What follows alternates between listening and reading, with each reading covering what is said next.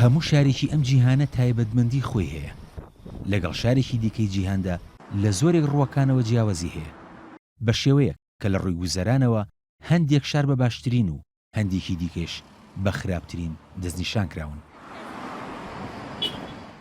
بەپێی ڕاپرسێکی گۆڤاری نیکۆنۆمیستی بەریتانی، بۆ شەشەمین ساڵ لەسەر یەک میلبۆرن بە باشترین شاری جیهان بۆ ژیان هەڵبژێردراوە.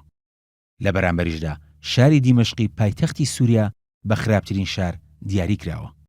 جگە لە شاری میلبۆرن، هاوشێوەی ساڵی ڕابردوو شاری ڤیەننا پایتەختی نەمسا لە پلەی دووەمدا ناوی هاتووە و بە 1 پۆینت لە بواری کلتور و ژینگەدا دوای میلبۆرن کەوتووە.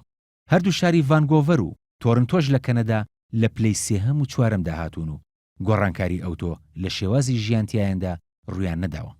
هەردوو شاری ئادیلاد لە باشووری ئوسترالیا و کالگاری لە کەنەدا پێکەوە لە پلەی پێنجەمدان. شاری میلبۆرن کە لە ڕاپرسیەکەدا ڕێژەی لە سەدا 97.5 بەدەستێناوە، لەسەر ئەم پێنج بنەمایە پلەی یەکەمی پێدراوە. ئاسی سەقامگیری لە شارەکەدا لە سەدا 95 و خزمەتگوزارە تەندروستیەکانیش لەو پەڕی باشیدایە و ڕێژەی لە سەدا 100 بۆ دانراوە. لە ڕووی کلتور و پاکی ژینگەیشەوە میلبۆرن لە سەدا 95.1 بۆ دانراوە. کەرتی پەروەردە و ژێرخانی ئابووریش بە بەراورد بە شارەکانی دیکەی جیهان بە باشترین دەستنیشان کراون.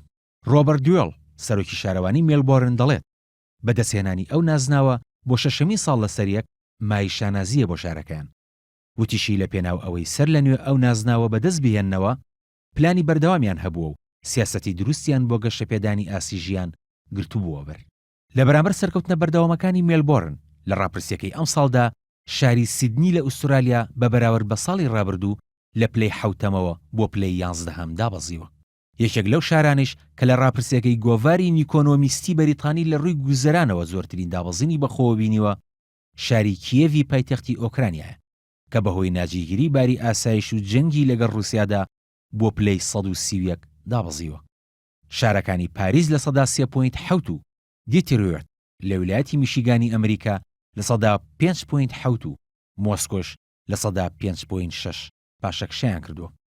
ڕاپرسیەکە 5 شاریشی وە خراپترین شار بۆ ژیان دیاری کردووە کە شاری دیمەشق پایتەختی سووریا یەکەمیانە و دوای ئەویش هەریەک لە شارەکانی تەرابڵس پایتەختی لیبیا و لاگۆس پایتەختی نایجیریا و دەکا پایتەختی بەنگلادش و پۆتمۆرێسبی لە پاپوا گینیای نوێ دێن.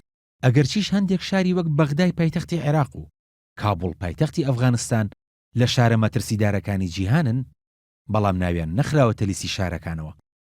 بۆ پێی تەنها ڕاپرسی لەسەر چەند شارێکی جیهان کراون کە ئەگەریان زۆرە هاوڵاتیان لە جیهاندا بیانەوێت سەردانیان بکەن.